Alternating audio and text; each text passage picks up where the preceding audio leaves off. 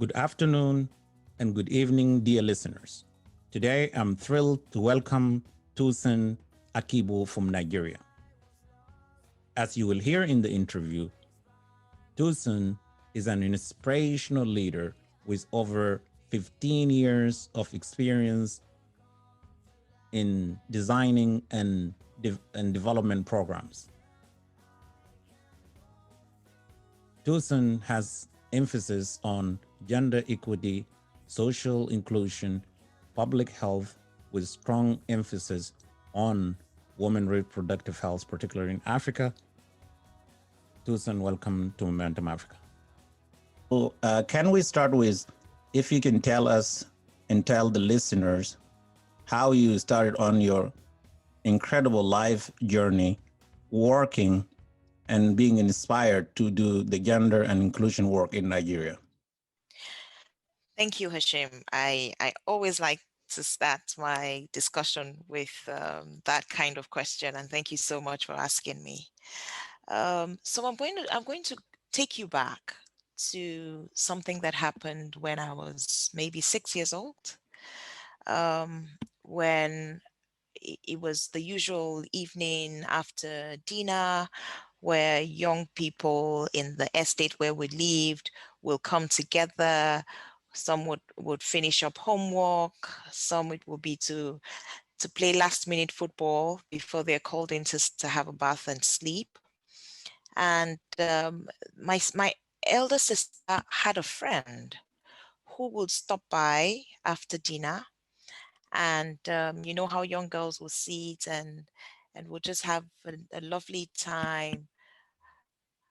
But this particular evening, my sister's friend came and she looked very forlorn. She was very sad. And my sister asked what was wrong, and she said she was to be given off in marriage. At that time, my elder sister was about 13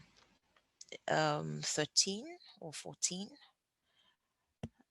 She was that her friend now said she was to be given off in marriage to a 77-year-old man. It was my first time of hearing something like that. I never knew parents could give off their daughter as young as that in marriage, considering also that I had a sister who was of the same age. My sister's friend in no time started crying. And all the two of us, all three of us started crying because it meant a lot to us that we wouldn't see her again. She was getting married to someone who was older than her father, who she never met, she didn't know. And I recall very vividly that my sister's friend wanted to be a pilot. Let me tell you, Hashim, that was the last time I saw my sister's friend. Went to her house 2 nights later, and she wasn't there. Nobody told us where she was. He just said we wouldn't be seeing her in a while. That was the first port of call for me to know that a father, a mother could give out their baby in marriage to an old person and not allow her be who she wants to be. That was the first port of call for me. Over the couple of years, over the years that I've worked here in Nigeria, I've met stories similar to my sister's friend's story. And you know, one thing led to another.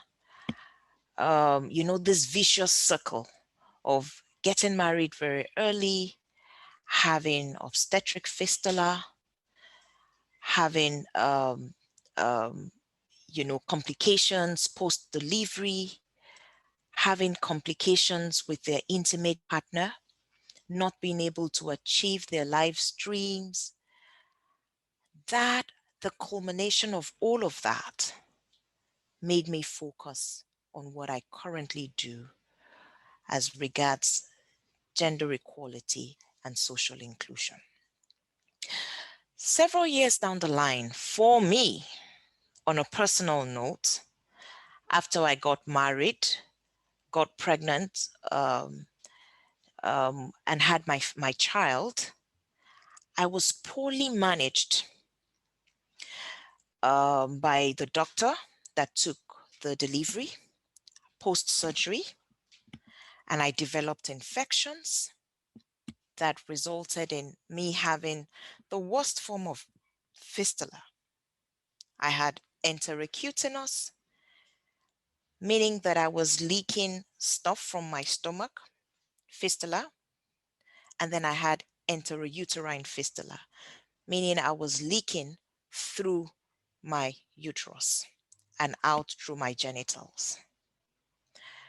That was a very horrendous situation for me. And it just put a lot of things in perspective for me, that if I, as an adult, got married and based on choice, not because I was forced, and then the system failed me, how much more the young girls out there who got married out of compulsion. And not only did the system fail them, their supposed support system failed them, their community failed them, the system failed them. And then that's why you see a lot of young girls who are either widowed with 2 or 3 children, who are nursing several reproductive health issues, some of which may be vesical vaginal fistula. And so, Hashim, that in a nutshell is how I, I, I fit in nicely into the work that I currently do. I do not like to see people deprived of their human rights. I take it personal. I do not like people to be cheated just because of a social cultural practice. I do not like to see that people are deprived of being reaching their fullest potential just because she's either a woman or she's a girl and she knows nothing. I met a couple of people a few years ago, um, who we were having a conversation about gender roles.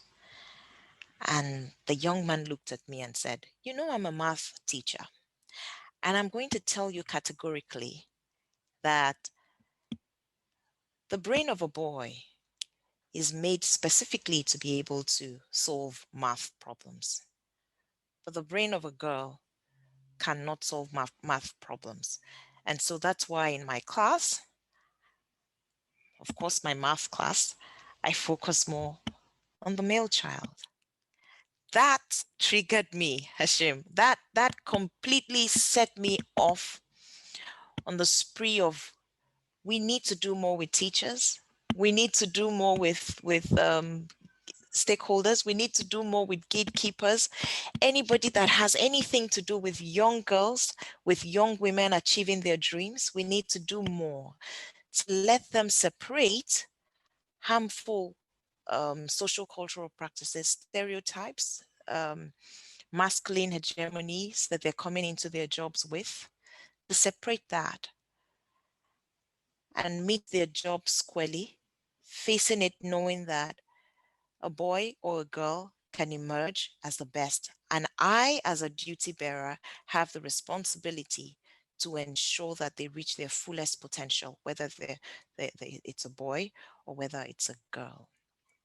I've seen instances where I've been told that you're a girl, you cannot do this. But I'm grateful for the support system I have.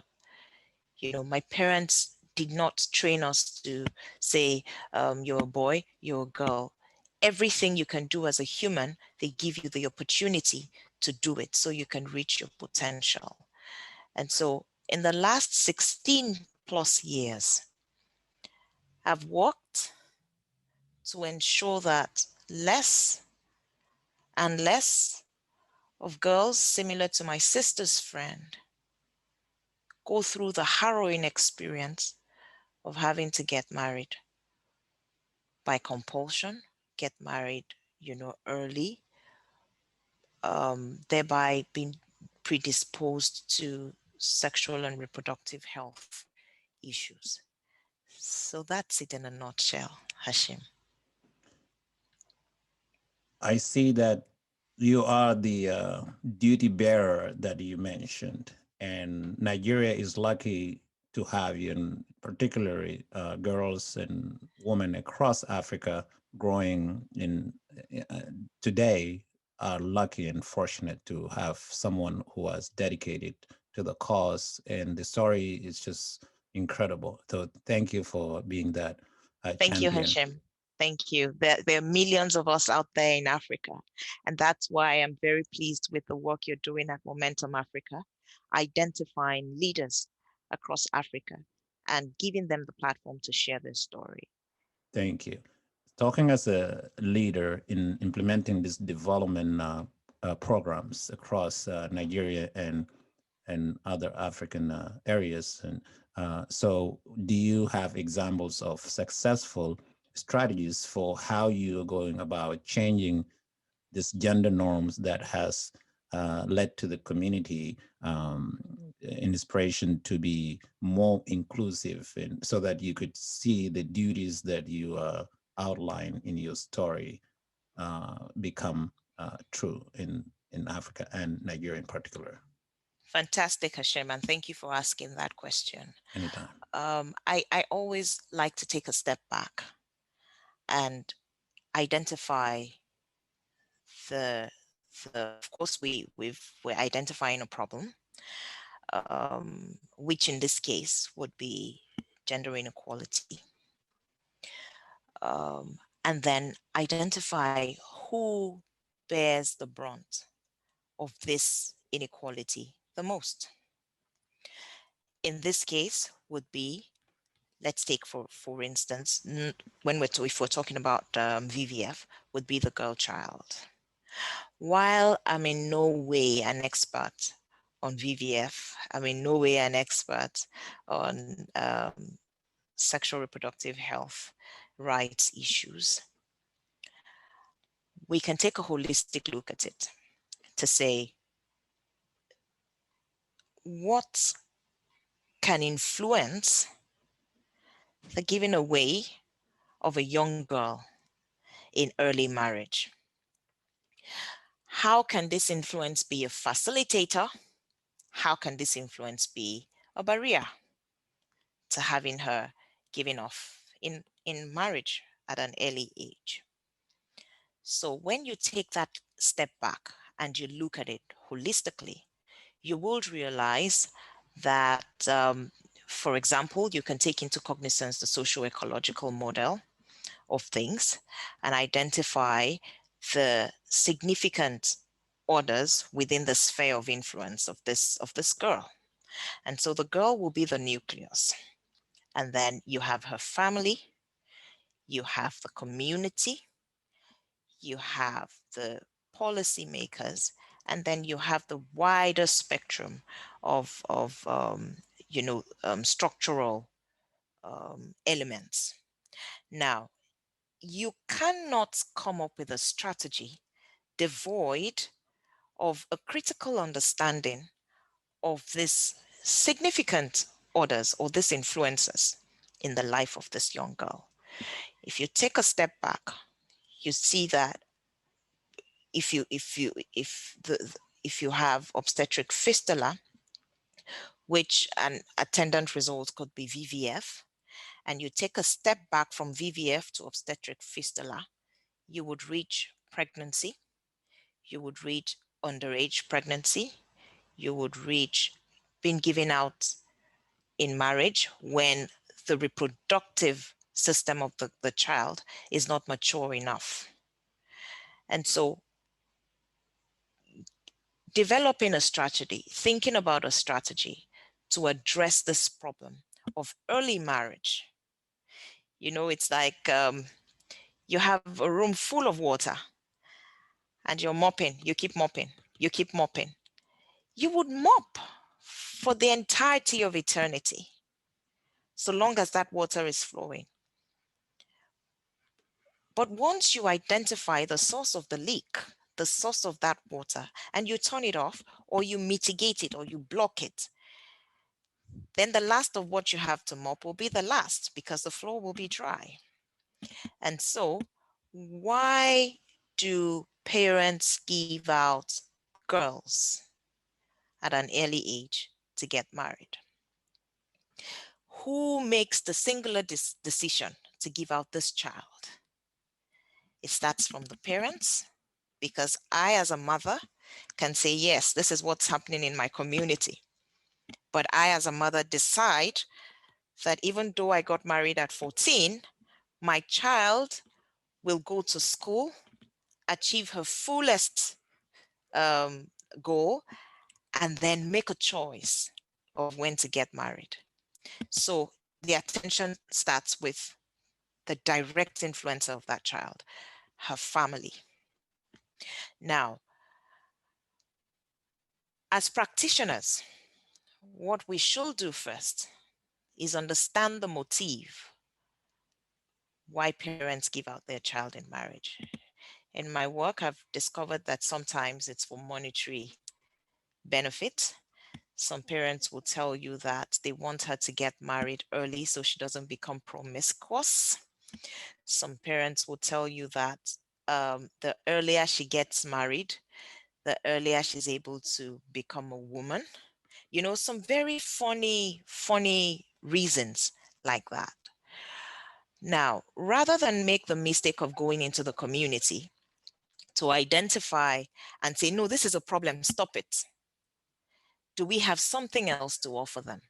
Do we have something more attractive to say, let's take a look at this together and decide by yourself what you think is best for your child? You take a look at it, we pieces the pros and the cons, we table everything, no gray areas, and then we decide. So in a nutshell, Hashim, strategies should include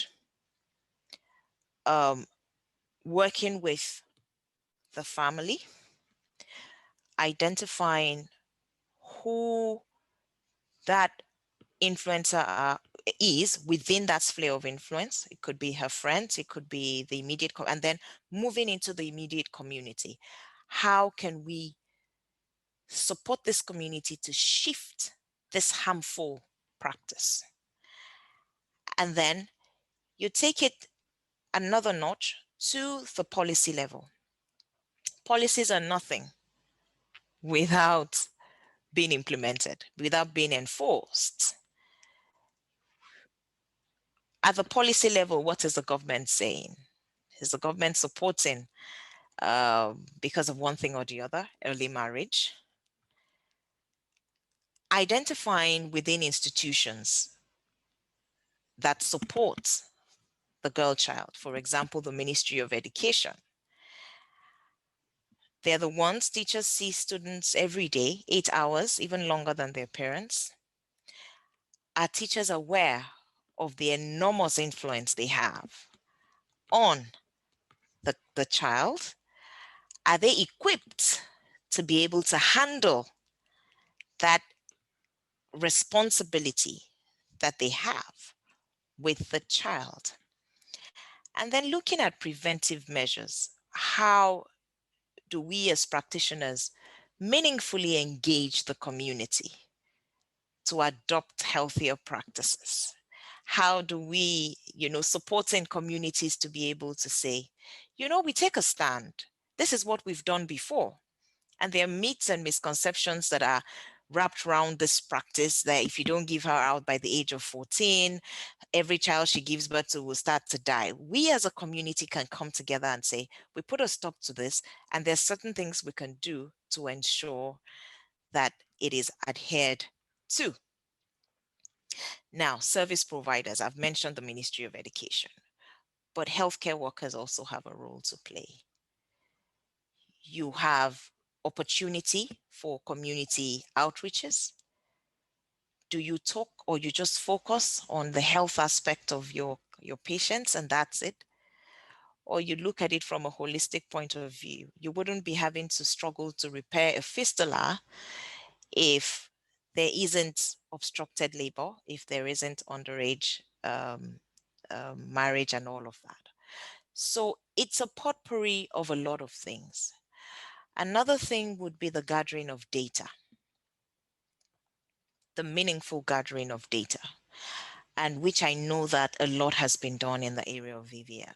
Why do we have this place as a hotspot? In the last 1 year, we've seen several incidences of VVF. Why is this happening? Data can help us take a step back to look at what the cause of a certain issue is. So the strategy would be identifying influencers, identifying critical stakeholders, and building a community, a coalition, a momentum, mobilizing a social movement, and then identifying who would be pivotal in this social, in this community movement. So building a coalition, mobilizing the community and providers, policymakers, and all the above. Absolutely. This is very comprehensive strategies. I like that. Thank you, Hashim.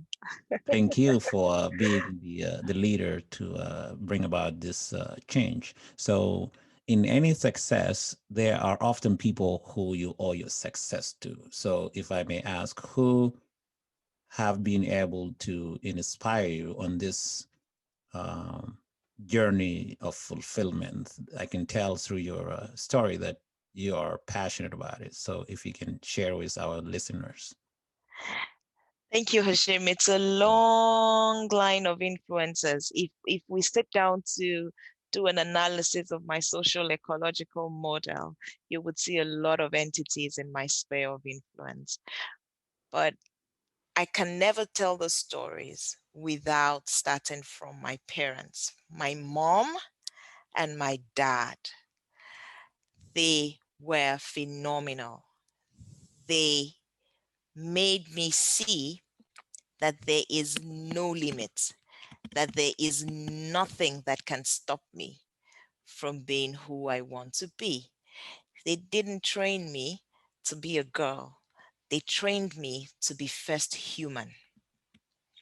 They trained me to consider others, to put them first while thinking about myself, and to ensure that I was the best human in the room, and to ensure that I was the best that I can be. I can't remember growing up to play with a certain toy that was meant for girls. The training was you're okay, you've started driving, you know how to change a tire, you can change your plug. You should know when the plug of your car needs to be changed. So you don't need to wait for someone to do that for you. And it's the same way they train my brothers.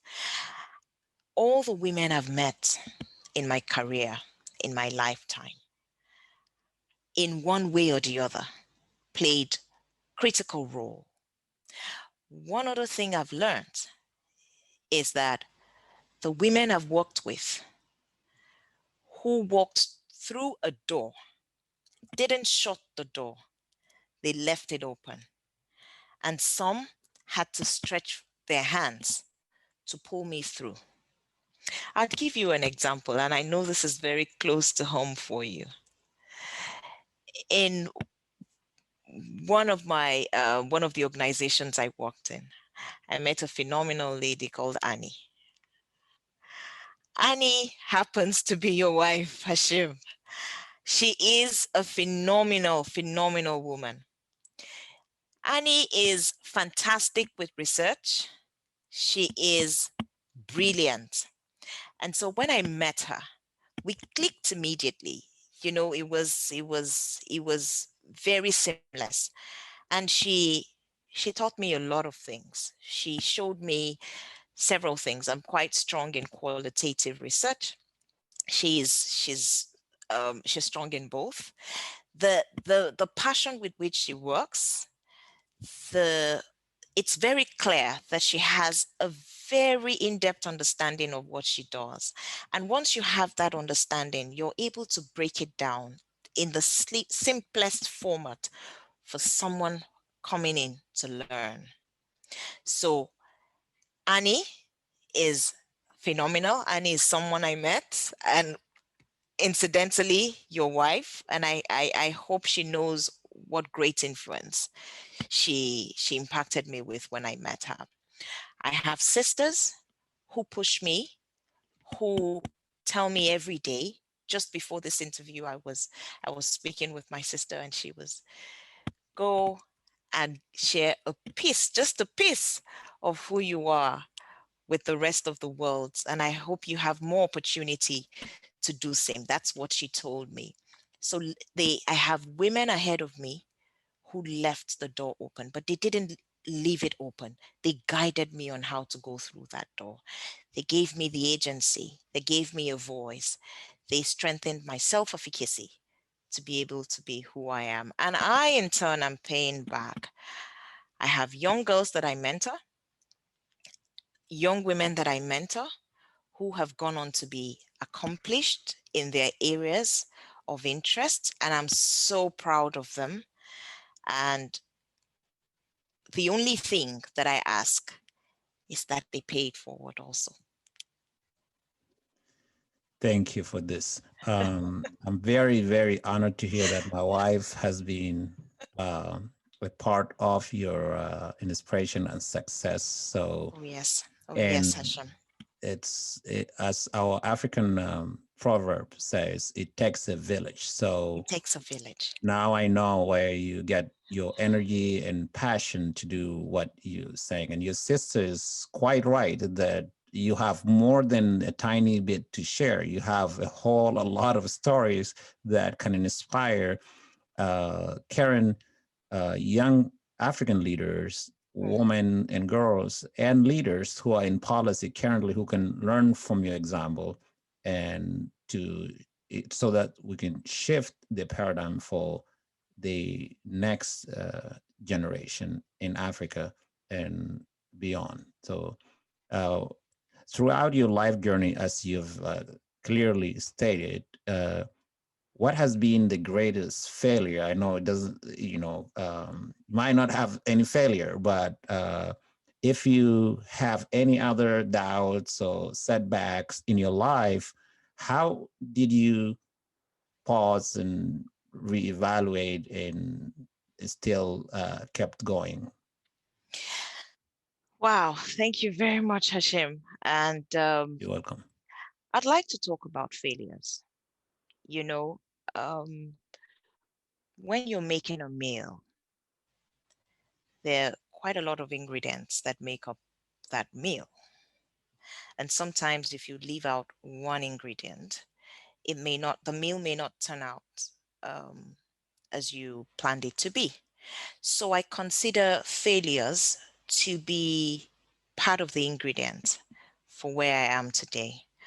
Um, so I'll be sharing some.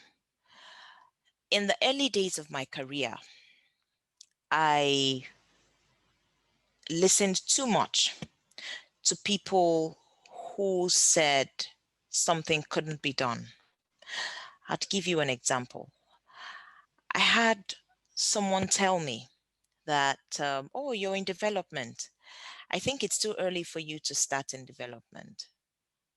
Development work is good for persons whose children are grown, are in the university, and you don't have to worry about traveling, hopping on one plane to the other, or going into remote villages where you don't have network. You cannot do that because you have a toddler, you have a small child, and that almost sunk enough for me to change my career path. Thankfully, this person wasn't a family member. This person was someone I met in the course of the career. And he was he was very sure of what he was saying. But he said it in a way that made me rethink the path that I had chosen, the path that had been laid before me. And at that time, I was in a field that was completely off the field that I had trained for at the university. My first degree was in English, modern European languages, and providence, and of course, passion, and of course, the trajectory for which I had that interest had taken me into the initial stages of public health. So I was a master trainer, I was a peer educator on adolescent reproductive health, sexual reproductive health, and I was going from one NYC camp to the other. NYC means the Nigeria Youth Service Corps, going and talking to young people about their sexual reproductive health. And so I started meeting people who studied public health. I started meeting medical professionals. And for once, I started telling myself that I couldn't do this. How can I use English as my qualification and talk authoritatively about sexual reproductive health and rights, adolescent health, HIV, and all the other elements? Thankfully, I mentioned to my family and I said, I think this person is right. I may need to change the trajectory of my career. That I even thought of that, Hashim, is failure. That I allowed someone who didn't know where I was coming from, who didn't know the night I encountered the anguish of a 14-year-old to be given out in marriage to a 77-year-old man, who didn't know what the passion was or the resolve was. That I thought about leaving this career because of what was someone's impression is failure. Thankfully, I got myself back. And Hashim, I have a master's in public health. I got a scholarship with Johns Hopkins to go to Spain for 2 months and be part of the health policy and management course, which I'm eternally grateful for. And then I studied at the University of Witwatersrand, that's a Wits University in Johannesburg in South Africa, where I did social behavior change communications with a qualification in public health, a master's in public health. So that was a failure that I have turned into something positive. So there's nowhere I go.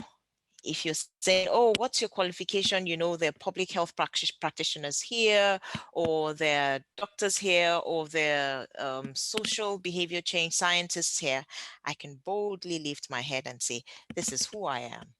But it took someone not believing in me and me nearly not believing in myself to get me there. And I'd like to talk a bit more about that, Hashim. I would like to encourage whoever is listening to me Yes, please.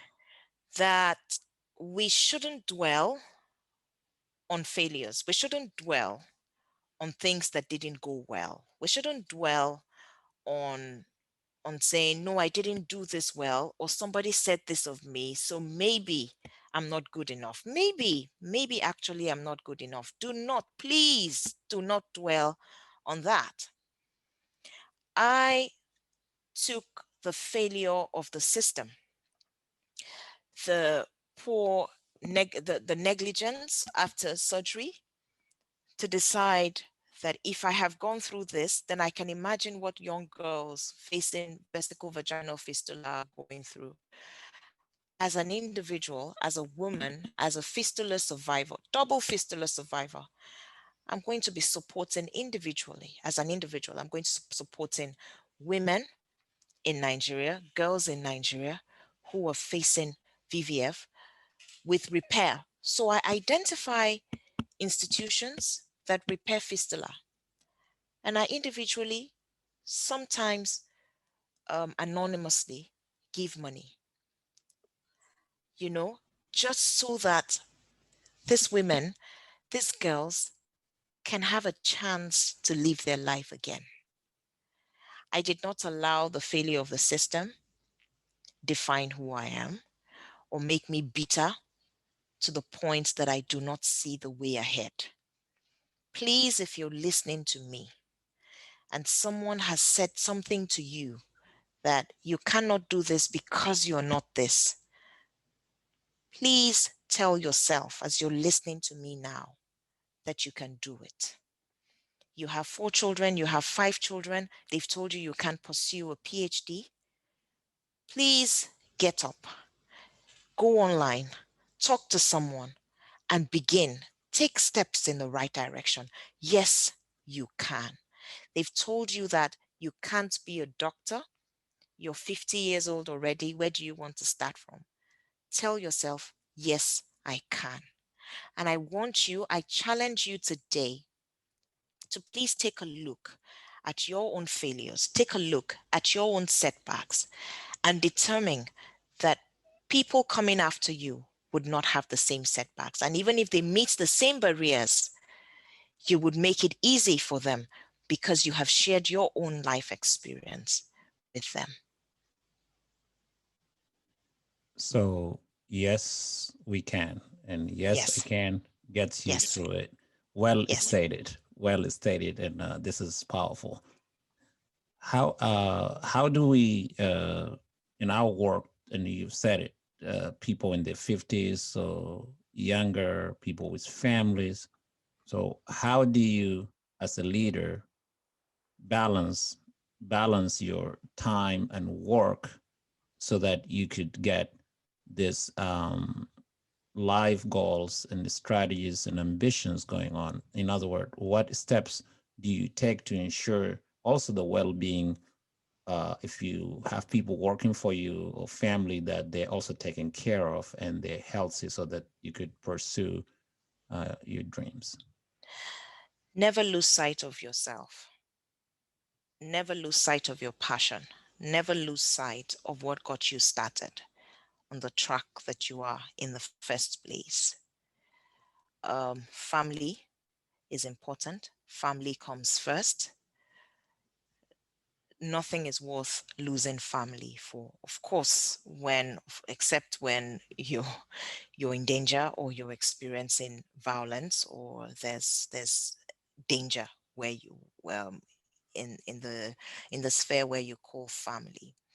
But one thing that has helped me is a clear understanding of the kind of work, of the kind of commitment, of the kind of passion that I have. And then having a supportive partner who also understands, is also part of the work I do. And then having a support system. It doesn't have to be your family members. Find a support system that have your back, that understand that this is what you're called to do and you have to do it. And then juggle both. Um, do not listen to being told that you can't do both or that you can juggle several things.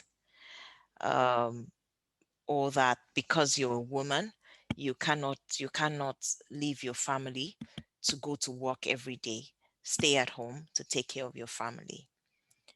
Believe that you can juggle all at the same time. But please do not lose focus of what matters. Do not lose focus of your health. Do not lose yourself in the process. I tell friends, I say spirits do not type on computers. You need your body. And if you do not take care of your body, you lose it as quickly as possible. So take care of your body. Self-care is very important. Surround yourself with with a support system. It doesn't have to be your family, but people that understand. So, for example, you need to travel. You're a young mother. You need to travel. You can't go with your child. You have a support system that you can leave your child with for the time you'd be away. It is possible. Just understand your sphere, understand what works for you, and yes, you can do it. I have a supportive system. I have a partner that understands, and we find a way to juggle this together. How would you describe your leadership style? We've talked about it at your opening statement. So, if you may, for our listeners that you've just advised, what would be the per se three secret sauces, if I might say, that have helped you throughout your journey to become the leader you are today? Okay, so maybe I'm the wrong person to ask. Maybe it would have been one of the people I've encountered, but I'll try to say some of the things they've said to me, and a little bit of what I know about myself. No matter how tough the work is, no matter how tough the pressure is, do not lose your being humane. We're human beings. People are prone to make mistakes. People have things going for them. Sometimes they're going through difficult patches. If I, as a leader, fail to understand that, then I think I have failed. The fact that I work in a team and gives me the opportunity as a leader to understand each of my team members.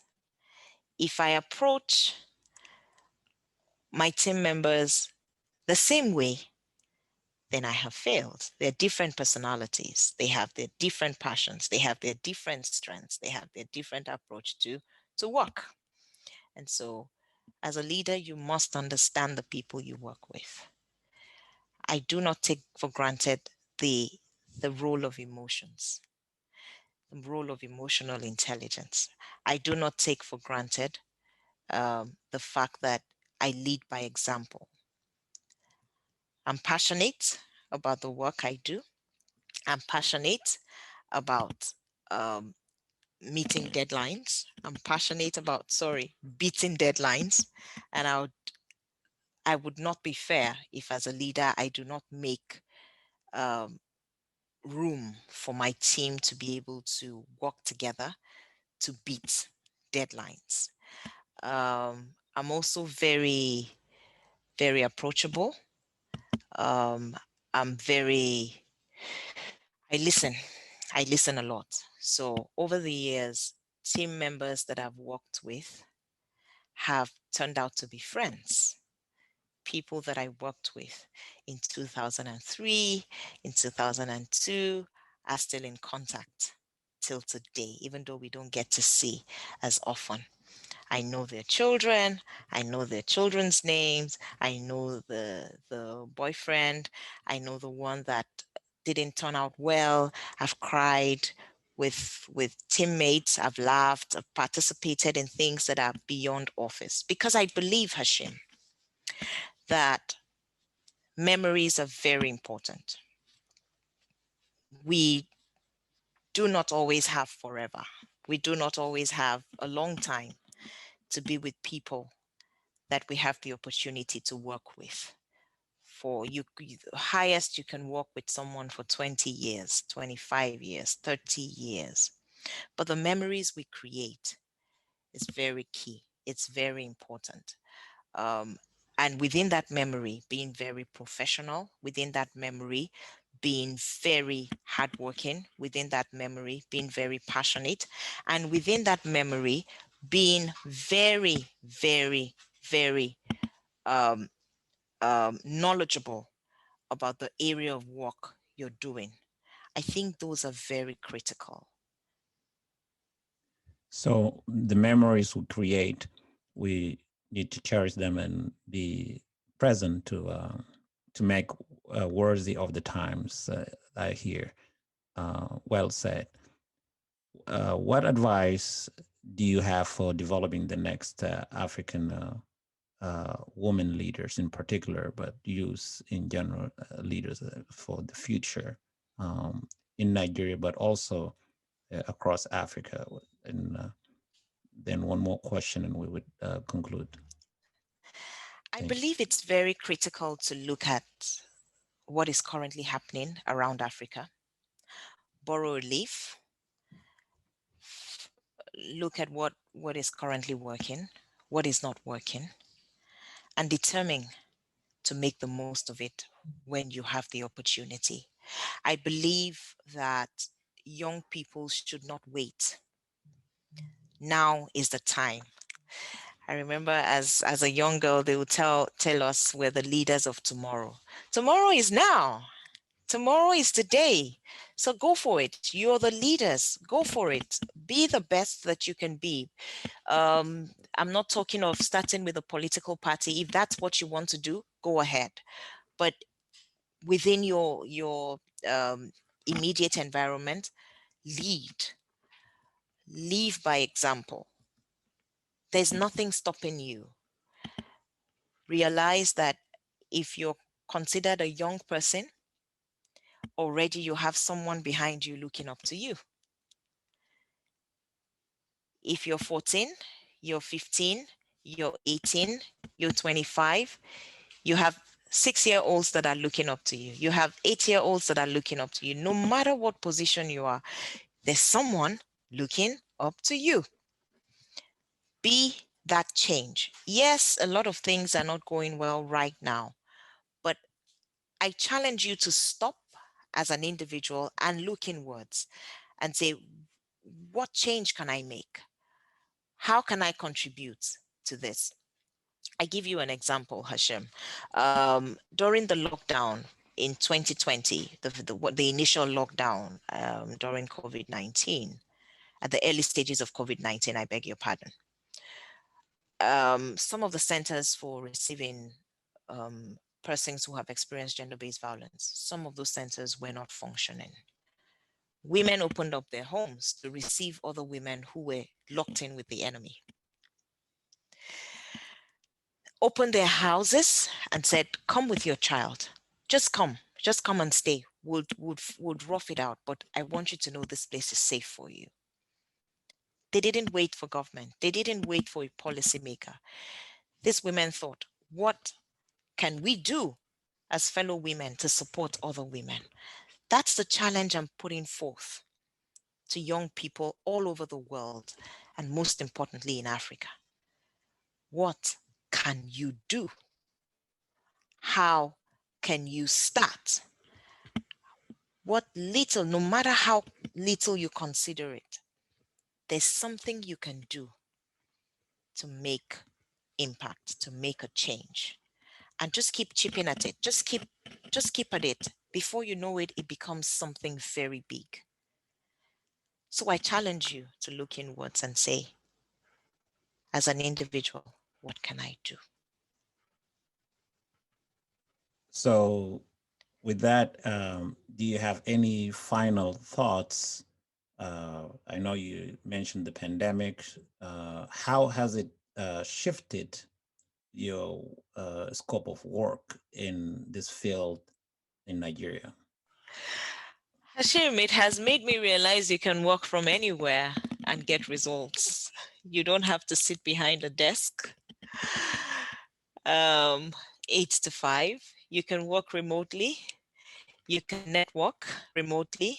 You can connect remotely. You can commute remotely and get stuff done. I think it's a new call for us to challenge ourselves, to see things from a different perspective, to say, I've been hearing the word new normal, building back better. We need to leverage on what the pandemic has done, what it has left in its wake, and say, what's the most we can make of this? A lot of young people, I'm so proud, young people have come up with different things. They've used coding, they've used technology to address significant problems during this pandemic. There's more that can be done. There's more that we can leverage on. There's more that we can look inwards and say, yes, I think this is some good thing coming out of this pandemic. But most importantly, I think the pandemic has made us see that there's no box.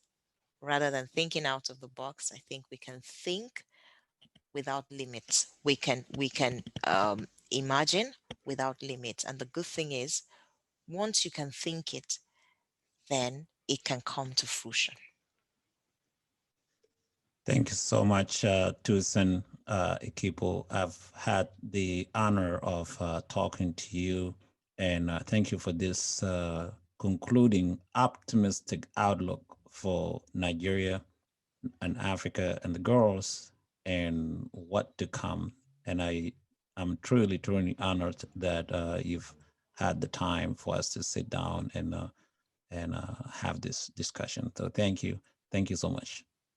Thank you very much, Hashim, and it's my honor. It's a tremendous privilege for me to be on Momentum Africa, and thank you for the good work you're doing Thank for you. young people in Africa, for leaders in Africa, and I hope to see more. I look forward to more interactions, and my warmest regards to Annie, and thank her for me for the tremendous impact she had on Will me when we met. will do. One final thought come to my mind. How would Yes. people connect with you if our listeners want to connect with you? I'm on Twitter. That's the fastest way to connect. And my Twitter handle is at Twitter. Or you just search for Tosin Akibu. You would find me. Number two, WETA, Twitter, at Twitter. Easy enough. Thank you so much. Thank you so Thank much. you. Thank you, You're welcome. Hashim. Okay, thank you. Appreciate it. Bye. Bye.